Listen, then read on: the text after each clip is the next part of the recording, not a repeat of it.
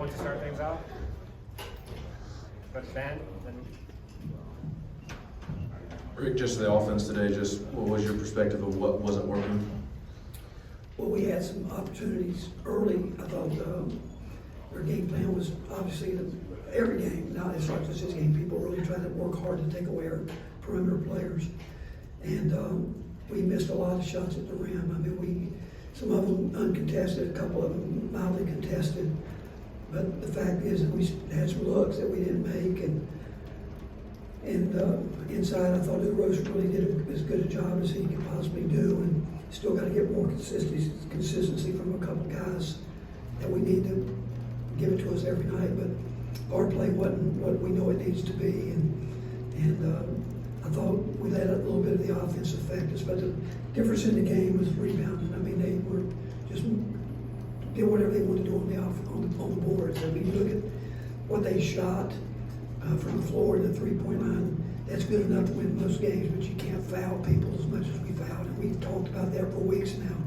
We've got to stop committing fouls and make people play, but we gave them too many points there. Got to give them credit. I thought they played hard. They had we told the guys coming in they were going to make adjustments with their lineup, which they did. But just we got to have better overall play with our guards, perimeter guys, and a little bit more consistency with our post guys inside. The guys have been around. Rob, then Mike, then Graham. Coach, you touched on the rebounding, but you guys have been the best rebounding team in the league before today and almost got doubled up. How big of a surprise was that?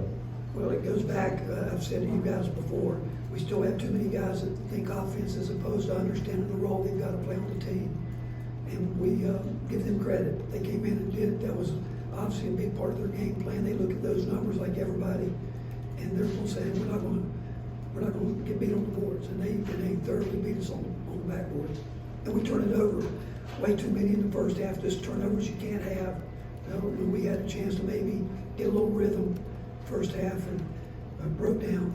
They had a couple different guys in the first half. One guy in the first half that carried them. Second half they had more than the sheet weight carried them. But we just again give them credit. I mean, there's a lot of things that I'm obviously disappointed with our guys, but you got to give Kentucky all the credit in the world. They came in coming off obviously a tough loss, and they won the game. They won it. Rick, what do you attribute those missed layups to, especially some of those contested ones, and how do you process that as a coach? Well, I don't know if you can, but Zakai hasn't been not practiced for 2 days leading up to the game. That might have something to do with his. But at the end of the game, you know, you can't go in there and looking for you got to go finish the play. You know, even at the end when we got the rebound, Rose tried to force that back up. We really needed a three right there, and we had a chance to kick it out, and we didn't. But I just, again, not real happy with the execution coming down the end. We called a couple plays where we want certain shots, and guys weren't taking those shots, and you got to execute the play at that point in time. And but I can't answer that question. You know, I mean, the ones that are point blank layups, you've got to make. I mean, if you're going to be a team that wants to, in games like this, you've got to make uncontested layups.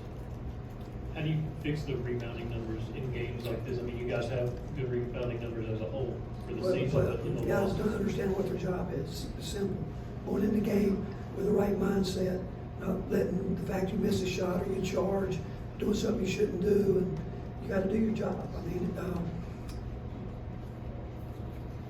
looking at this, Julian had 3 fouls. Olivier had 2. We got to get. He only played 13 minutes. He's got to be out there more, but he just didn't seem to be in it today. Roche had 3 rebounds. Even though he had a good night scoring the ball, our guards, Jonas had 4. Tobe had 1, and it's just our front line's got to do a better job rebounding. I think we out rebounded our whole front line. I guess if you count it up, I'm not sure right now, but we got to get our front line guys doing their job on the glass. And that's not just 4 and 5s; that's the wings too. But on the defensive end, we've got to get all 5 guys involved, and we weren't very good at that tonight. Ryan, then David. You have a question? Yeah, Coach, you let the guys play there down 3 at the end as opposed to calling a timeout. What went into that decision? We got a place, we don't have to call a timeout to run a play. We've practiced for about 100 practices. We shouldn't have to call a timeout. We're going to use what we scored to stop the clock. And because we thought we could pressure there, but we didn't execute the play. Well, we didn't get the shot that we wanted. And it was there, but we didn't take it. And but again, we work on situations. We spent a lot of time this morning talking about special situations, and those deal we didn't execute. Rick, just the matchup with Oscar and Urosh, what you saw and how physical that was, all 94 feet, and the minutes that Urosh played, because I guess that's more than 10 more than he normally does. Again, he was getting deep post up down there, and those guys battled. And again, there is Kentucky did what most people do. They're going to try to take away the perimeter guys and let us score in there. And whether it's throwing it into him or, I mean, the layups, spread them out, and we had drives at the rim, but we couldn't capitalize on it. But Urosh, again, I thought he played as hard as he could play. All right, Coach, thank you. All right, thank you guys.